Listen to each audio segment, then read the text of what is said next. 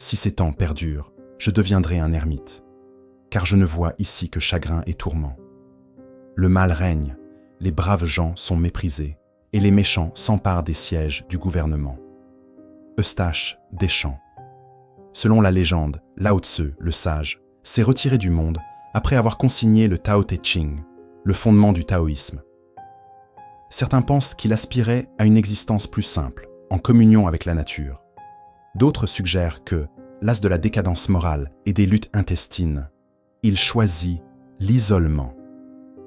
Bien que sa vie soit auréolée de mystère, ses sentiments résonnent avec l'humain. Nombreux sont ceux qui, avant et après lui, ont fui la société pour une vie solitaire. À travers les âges, cette aspiration à l'isolement a perduré. Aujourd'hui encore, certains rêvent d'une solitude profonde, celle que peut offrir la vie d'un ermite. Certains envisagent de quitter une société tumultueuse qui, à leurs yeux, n'offre rien de valable.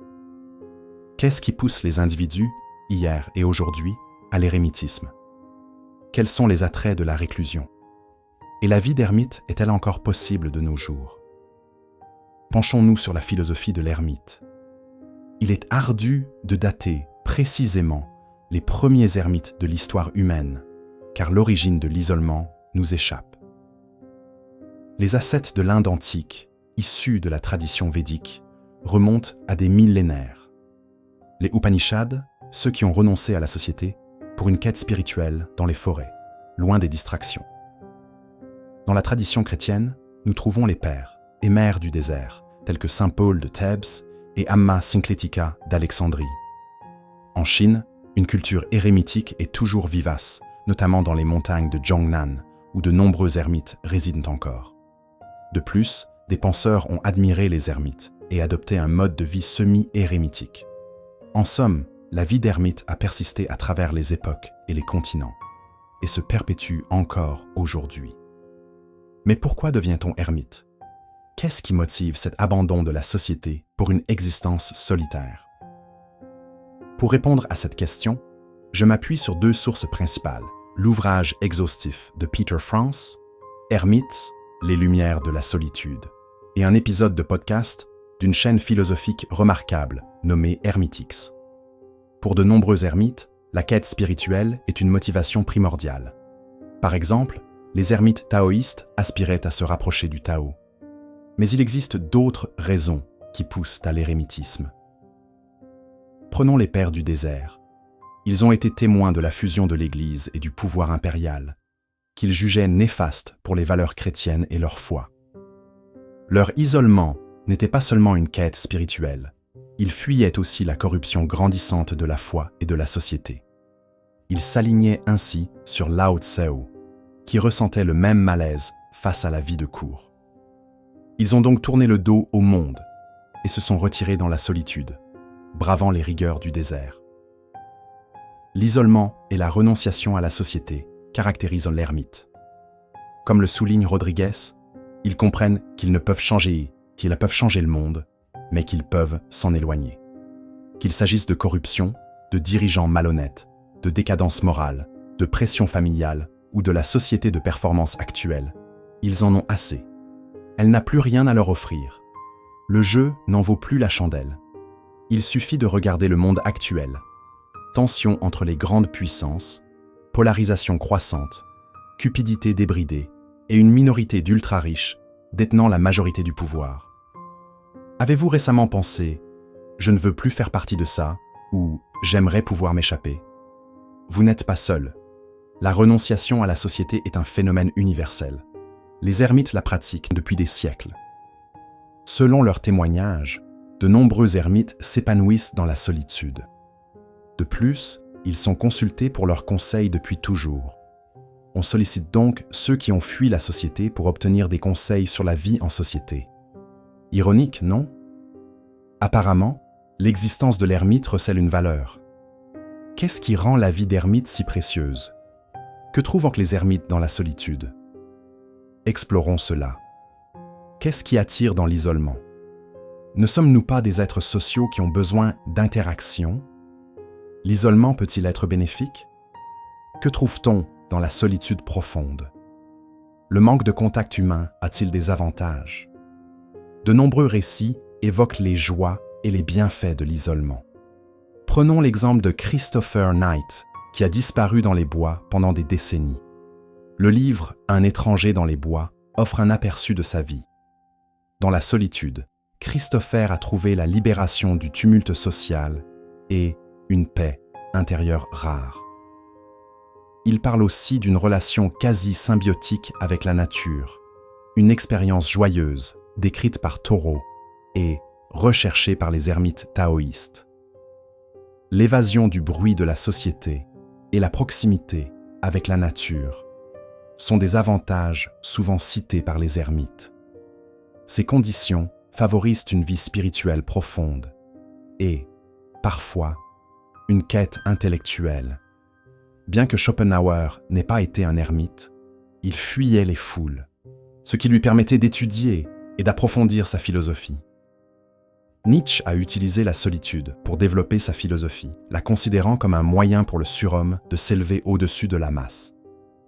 Rodriguez avance un argument intéressant en faveur de la vie d'ermite, la vérité de l'impermanence. Prenons la société de consommation actuelle et ses objectifs. Elle consiste à courir après le statut, l'argent, les belles voitures, les maisons et autres biens matériels. Les gens recherchent aussi des amis et des relations. Ils veulent appartenir et s'intégrer. Ils suivent les dernières modes et tendances. Ils suivent l'actualité qui les bombarde de malheur et de tristesse 24 heures sur 24, 7 jours sur 7. Je lis un livre de Rolf Dobelli intitulé « Stop Reading the News » qui montre que la plupart des informations sont redondantes, conçues pour attirer notre attention et générer des profits, et qui nous rendent anxieux, en colère et incertains. Comme les plus sages l'ont constaté, tout est éphémère. Le monde extérieur est en constante évolution. Tout va et vient. Pourtant, nous nous accrochons et nous attachons à l'impermanent, ce qui provoque des émotions désagréables et épuise notre énergie.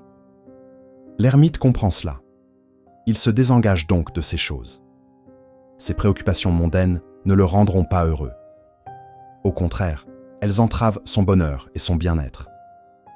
Imaginez la joie d'éviter les conversations futiles, la pression sociale et le besoin constant de s'intégrer, une paix et un calme propices aux activités créatives ou spirituelles.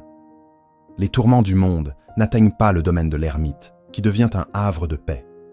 De ce refuge, l'ermite observe la société de l'extérieur. Il révèle des défauts généralement invisibles de l'intérieur. Il met en lumière la vanité des aspirations collectives et relativise les préoccupations matérielles. Cette perspective unique de l'ermite explique-t-elle pourquoi on le consulte pour ses conseils?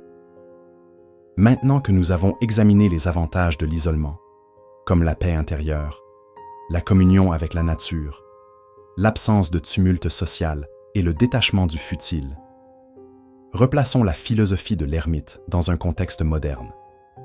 Qu'est-ce qu'être un ermite aujourd'hui? Existe-t-il une forme d'érémitisme moderne? Pouvons-nous adopter certains aspects de la vie des ermites pour améliorer la nôtre? Au fil des siècles, l'humanité a bâti des sociétés vastes et complexes, imbriquées dans un monde de plus en plus mondialisé.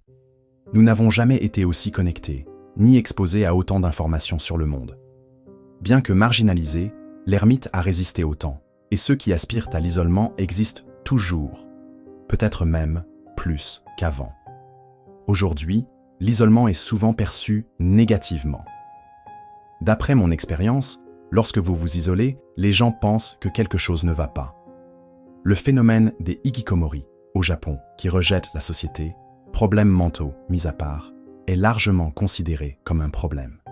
Comme le souligne Rodriguez, le monde actuel offre peu de respect ou de soutien aux ermites. Il est également difficile d'imiter la vie d'ermite classique de manière pratique.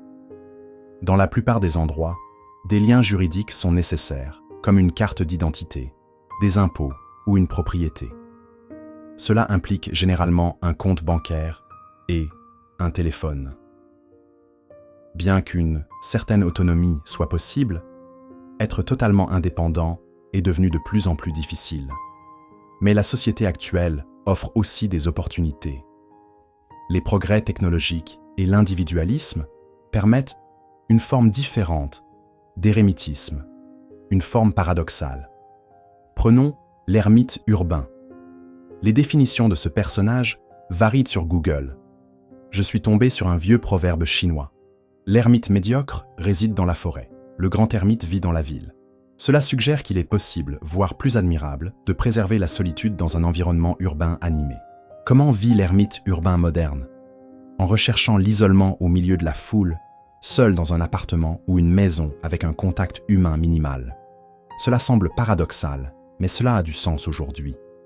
La vie citadine impliquait autrefois des interactions sociales fréquentes. Il fallait se rendre physiquement au travail et faire ses achats en magasin. Les opérations bancaires ou les réservations de voyage se faisaient en personne. Mais les temps ont changé. Dans de nombreux endroits, on peut survivre sans quitter son domicile.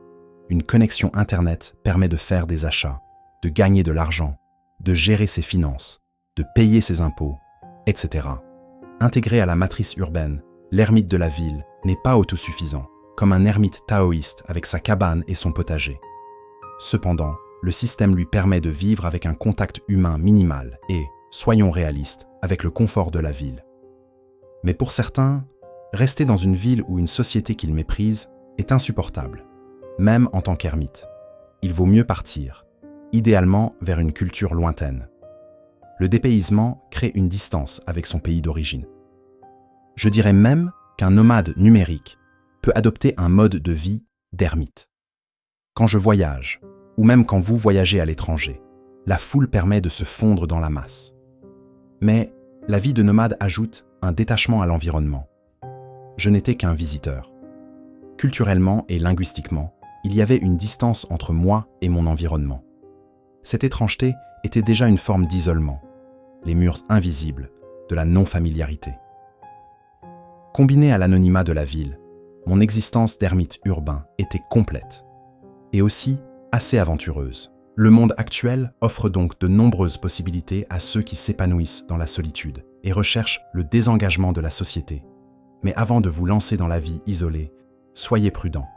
Elle n'est pas pour tout le monde. Et surtout pas pour ceux qui sont pleins de ressentiment, incapables de se détacher des affaires du monde, car la solitude peut alors devenir un enfer. Considérez ce dicton d'un ermite inconnu tiré des histoires des pères du désert. Il vaut mieux vivre au milieu de la foule et garder une vie solitaire dans son esprit que de vivre seul avec son cœur dans la foule.